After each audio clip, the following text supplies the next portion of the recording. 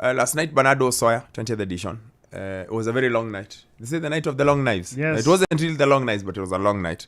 But in the end, not too many surprises. Kevin Kiptum winning the Sportsman of the Year. The late Kevin Kiptum sort of made perfect sense. I think he was incredible. Daniel Ebenyo's Miu was second. He's known as Mr. Silver. Even Jana, he still got silver. Still got second. Yeah. Emmanuel Wanyonyi was third. Not bad for the young boy. And then in the women, Faith, of course, Kipyegon, third year in a row, she's winning it. I think she probably, there's one maybe. Right. She wasn't around, wasn't she? No, she wasn't around. She wasn't around logistical, we should call it logistical nightmares.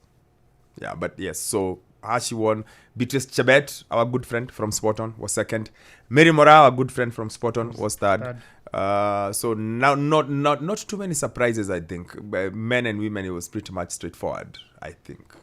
Yeah, sports team of the year also, not much. Cabras winning it. I don't know. I felt maybe the roll ball team should have been given at least, I don't know. Of course, you were part of the team that was involved. Yes, I am. I as much as I know I'm biased. I am a judge. Yes. I felt like the roll ball team, your world champions. I think it's something. Yeah, the roll ball men were what, second? The women won, then the men were second. Yeah, no. The women. No, they both won, I think. They both were. In the women's, they were third. They were second runners up. Roll ball were third. Yes. Second was Malkia Strikers. No, I'm saying in terms of winning whatever they won. Yes. Both men and women are world champions. Yes, both of them, they are world champions. At times, it boils down to even at times just figuring out how big, how competitive, for example, is the world champion of roll ball compared to the Africa qualifiers. For example, Africa Championships, for example, with women qualifying for the Olympics for Malkia Strikers. There's a lot more of it. There's a lot of factors because you look at how many people compete, how big is the sport, how much widespread is it in the world. Because it's localized in universities. Yeah, so you look at many factors by the time you are being to do it. But for me, it's just the fact that they were recognized. Like I met a few people who are like, we didn't know what roll ball is.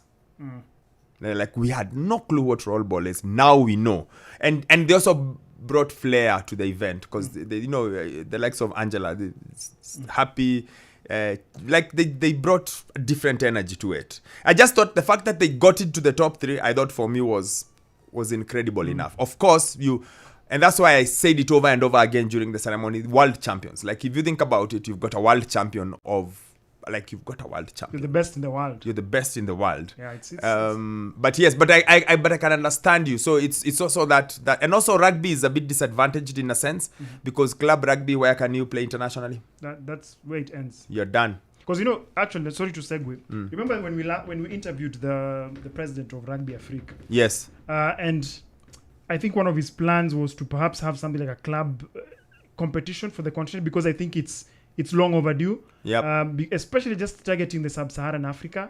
Maybe one of the teams will face off maybe with a team from South Africa or something because bottom line, Wokabi, the best way you can grow a game is ensuring that your club competitions are actually competitive. Yes. And exposed similar to the way the national teams are because those same players are the ones who remove their club jerseys, wear their national jerseys to represent their country. So I think we need to follow up and find out if those plans are still in the offing because he was very categorical. Because like this is something I really genuinely want to do. But then on the other hand, you need to ask yourself, okay, fine, which teams are going to be competing in that competition? I think the idea would be to have teams that are slightly like just second tier because you're not going to have anyone from South Africa. No. You probably won't have anyone from Namibia.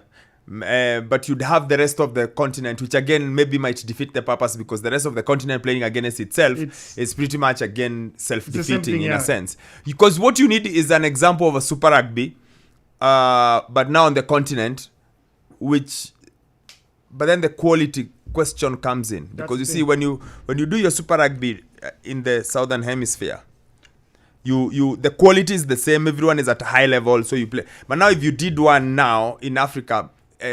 South Africa would dominate you with their C team, with their C teams. The like D they team. they would remove all the Super Rugby guys. They say, okay, now who can we'll leave this ones? Who else can we put here? And they still dominate. Or how you'd go about it is like, for example, I remember there used to be something called the Leopards some time back, where they would get the players from around the continent. Of course, they're selected from different competitions, and then they would come up as one singular unit, and then they go and play against maybe South African teams and something like that. Yeah, but it's small. Yeah, I know. It's small. It's the sample size is small. Yeah, you. I don't think rugby doesn't have a shortcut into the rest of the continent catching up with South Africa. Yeah, there's no shortcut. There has to be investment. There has to be growth, and it's not easy. Yeah, and like, because also I think it's also about, it's not as easy for players to play abroad. Like, think about it. Kenya is a nobody football wise, but we've got players abroad. We've got players playing at a good level abroad. Uganda the same, Tanzania the same. That's even before we go to our big boys. You're Nigeria, you're Cameroon, you're whoever. But in rugby, it almost seems impossible. Yeah. So it's one of those odd things. I'm not sure how to explain it, but I see what you're saying. There is need to improve the quality, and international rugby would improve it, but that international rugby has to involve South Africa without South Africa beating us down. Yeah, I think that's where because we'll always be, like, even as much, it will just be the same old teams going from the continent. South Africa, Namibia. South Africa, Namibia. Zim. And South Africa, Namibia, South Africa, Zim. Maybe one day Zimbabwe qualifies. Yeah. But anyway, so that's it. Some of the highlights for me was, like I said, Nathaniel Mushok. To see a young boy who's 8 years old be an Africa under-9 champion. I'm like... That's good. Chess. I thought it was incredible. To see Bianca, a 14-year-old golfer, doing well. Then her celebration was nice. She swung the trophy like the way you swing your golf swing. I was like, that's cool. Right? It was. And I liked the turnout because I got a chance to have a look at some of the clips and the photos, and really the athletes really showed up. I think it was good because the last time it wasn't been held in a while. Yeah, no, last year where were we? Last year were we in Nairobi still? It was out of town. No, last year we were in Nairobi. It's the other year we were out of town. It's the other year we were in Kakamega. We in 20? My head is all over the place. 2023 was in Nairobi. 2022 was in Nairobi. 2021 we were in Kakamega. 2020 was the COVID year. 2019 we were in Mombasa. 2018 we were in Mombasa. So it's the 18, 19, and then 20, of course, COVID, and then 21 in Kakamega. That's what makes everyone feel like, you guys have been away for a while. So back in Nairobi, of course, but yes, the athletes turnout was good. Ismail Kirui was out there. Valerie Nekesa, the young girl who won the most promising girl, really tiny, young. Because what Soya does, it gives you a look into 3 parts of Soya. It gives you most promising, so the schools and the young people who are below 20 years of age. It gives you the current, Beatrice Chebet, Mary Mora, Daniel Ebenyo, Simiu, Emmanuel Wanyonyi, and then it gives you a bit of the past. So induction of Henry Rono, for example, the late Henry Rono. When you get to see Catherine Dereba still going strong, when you get to see Wilfred Bungei in the house. So it gives you a bit of everything, the past, the present, and the future. And especially the school kids, really good to see the kids come out in school uniform. You can imagine for them, it's a night out. It's a Friday. You've come from wherever you've come from. Tuesday in Butals there'll be something. In Namuela there'll be something. Sure. In Koyonzo there'll be something. In Kwanzanze there'll be something. It's incredible. And one of the really good stories was the coach for was it Namuela? Muresia, who is a driver in the school and is also a coach. Like, just how he's able to maneuver those two things, I thought was very interesting. And you can imagine, Wakabi, like you're in such a setting. Like, for example, you're like the team that won for the junior, for the, which one was it, for high school? Yes, where's my phone? I think it's Koyonzo. Yes. Koyonzo. You can imagine them sitting there with Cabras. I remember when we were in high school and you'd interact with, you get a chance to now, of course, when the high school rugby at that particular point, when the team would go and then they would interact and mingle with players from Impala, players from Kenya Harlequin. So you're looking at these players, you revere them, and you're sitting with them in the same space. I think there's something it does for some of these young. It's inspiration. It's very. It's inspirational. Yeah. It's the young kids are able to see. That's how Cabras is. This is where you are. So you're able to just connect and say, that's my next step, or I can be there, or we are sharing a platform, no matter how small. And I think at times we underestimate how much seeing something seeing someone who's influences you. Think about you becoming a journalist. There must have been an influence from somewhere. There must have been something that just made you go like, this is it. Even what sport you played in high school, it was influenced by something. There's something you saw, there's someone you had. And I think, like, you are right, we don't see it as big as it is.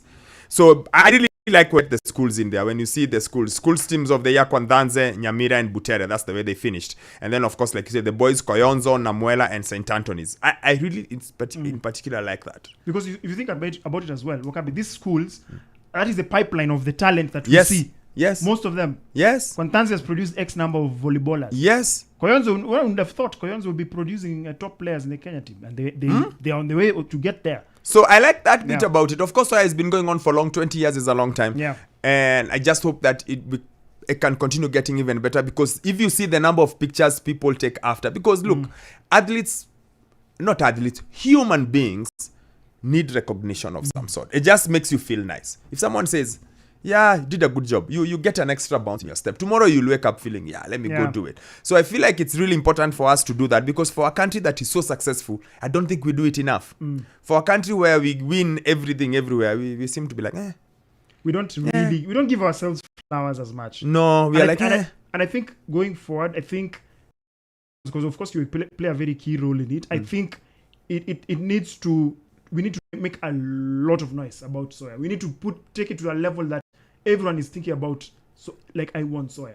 You're the Soya Awards winner, because that's how it's the same thing we do when it comes to these other awards regionally. So the CAF Player of the Year, the World Rugby Player of the Year, the FIFA Best. FIFA Best, yes. So those the Laureus Awards. The Laureus Awards.